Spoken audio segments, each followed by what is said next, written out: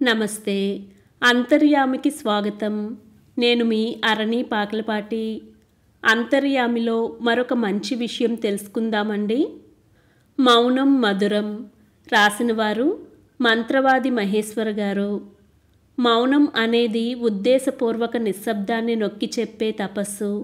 ఇది మనిషి మాటల్ని పరిమితం చేసే పవిత్రమైన అభ్యాసం.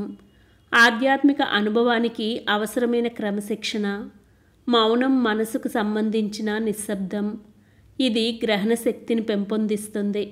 సత్యాన్ని ప్రతిబింబించే ప్రశాంత జలాల మాదిరి నిశ్శబ్దం విషయాలను మరింత స్పష్టంగా చూసేందుకు సహాయపడుతుంది.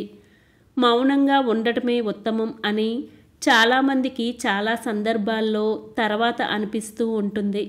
అలా ఉంటే మనశ్శాంతేనా దక్కేది అనిపిస్తుంది. ఇది నేర్చుకునే ప్రక్రియ. భావోద్వేగాలు తారాస్థాయికి చేరినప్పుడు ఉద్రిక్తతలు పెరుగుతాయి. ప్రతిదీ అదుపు తప్పుతున్నట్లు కనిపిస్తుంది. ఇటువంటి సమయాల్లో మౌనంగా ఉండటమే మనం చెయ్యగలిగిన గొప్ప పని అంటారు మనస్తత్వవేత్తలు. భావోద్వేగాల తీవ్రత పెరిగినప్పుడు హేతుబద్ధమైన ఆలోచన చేసే సామర్థ్యం రాజీ పడుతుంది.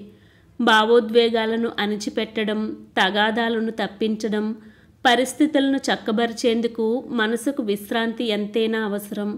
దీనివల్ల విషయాల్లో స్పష్టత వస్తుంది. ఈ కారణంగా సంబంధాలు కుంటుపడకుండా ఉంటాయి. మౌనానికి ఉండే అద్భుత శక్తి జీవితాన్ని మార్చగలుగుతుంది. విజయవంతమైన వ్యక్తుల పెదాలపై ఎప్పుడూ 2 విషయాలుంటాయి: మౌనం, చిరునవ్వు.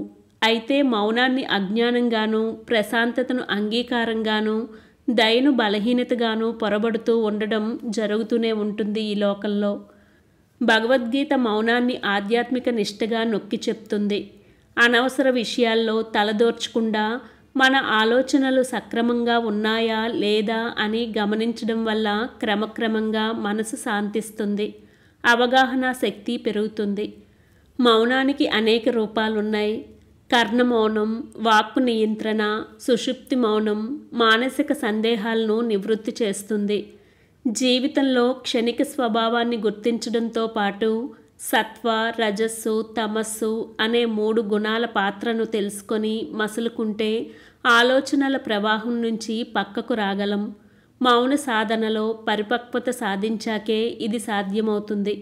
మొదట్లో కొద్దిసేపు తమకు తాముగా పాటించే మౌనం ద్వారా అభ్యాసాన్ని కొనసాగించాలి. క్రమంగా వ్యవధిని పెంచుతూ ఉండాలి. వివిధ కార్యకలాపాల్లో మౌనం చోటు చేసుకుంటుంది.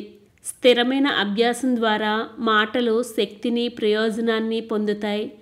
మానవ జ్ఞానానికి సంబంధించిన అత్యంత అద్భుతమైన ఉదాహరణలో ఒకటి రమణ మహర్షి మౌనం గురించి చెప్పిన విషయం.